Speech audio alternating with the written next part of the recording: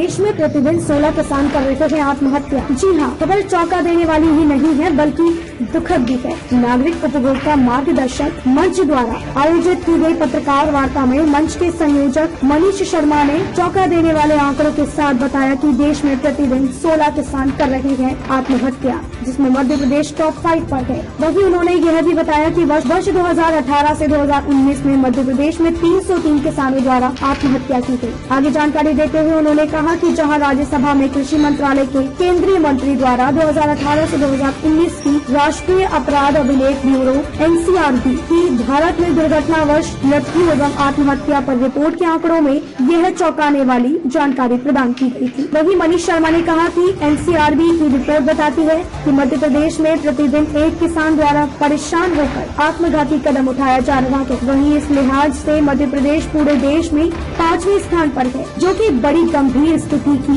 ओर इशारा करती है। जहां पूरे देश में राष्ट्रीय स्तर पर यह आंकड़ा 5763 है और औसतन प्रतिदिन 16 किसानों द्वारा आत्महत्या की गई, जिस पर केंद्र सरकार द्वारा किसी भी प्रकार का प्रभावी कदम अब तक नहीं उठाया गया है। नागरिक उपभोक्ता मार्गदर्शक मंच के सदस्यों ने बताया कि मध्य प्रदेश के तत्कालीन मुख्यमंत्री कमलनाथ को पत्र लिखकर प्रदेश में किसानों की समस्याओं के तत्काल समाधान हेतु मध्य प्रदेश कृषि सलाहकार परिषद का गठन करने की मांग की है, जिससे कि किसानों को इस प्रकार का आत्मघाती कदम न उठाना पड़े। 2018 में और इस लिहाज से मध्य प्रदेश पूरे देश में 5वें स्थान पर है। सबसे महत्वपूर्ण बात यह है कि मध्य प्रदेश में अभी ऐसी कोई भी संवैधानिक संस्था नहीं है जो किसानों की सुनवाई कर सके। किसान आयोग का जो गठन हुआ था 2006 में, उसको वर्तमान सरकार द्वारा 2018 में विघटित कर दिया गया। हमने माननीय मुख्यमंत्री को पत्र लिखकर उनसे ये मांग की है कि किसानों की समस्याओं को सुनने और सुलझाने के लिए तत्काल कृषि सलाहकार परिषद का गठन किया जाए, जिससे किसान किसी भी प्रकार के आत्मघाती कदम उठाने से बचे। बीच बाद में ये बात भी निकल कर आई थी कि एक तरीके से रिकॉर्ड छुपाए जा रहे थे किसानों की आत्महत्या के बारे में। आपने भी इस बात क्या पूरा मसला था और अब कैसे उजागर हुआ? देखिए, NCRB की रिपोर्ट ही इस तरह के मामलों को उजागर करती है, चाहे वो आत्महत्या हो चाहे रोड एक्सीडेंट को। 2017 से लेकर 2019 के मध्य कोई भी ऐसी जानकारी केंद्र सरकार द्वारा जारी नहीं की गई थी।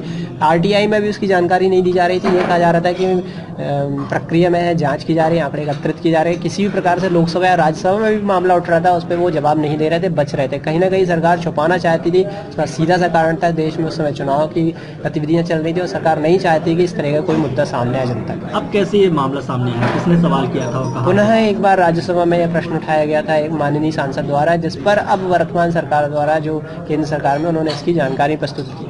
मध्य प्रदेश सरकार के लिए कितनी बड़ी चुनौती है, क्योंकि किसान कर्ज माफी बड़ी उनकी घोषणा थी और उसके बाद भी कई ऐसे मामले सामने आए मध्य प्रदेश में जिसमें आत्महत्या की गई। तो क्योंकि अब मध्य प्रदेश की फिजा बदली हुई है, बीजेपी की जगह कांग्रेस सरकार है, तो कितनी बड़ी चुनौती है इसके लिए?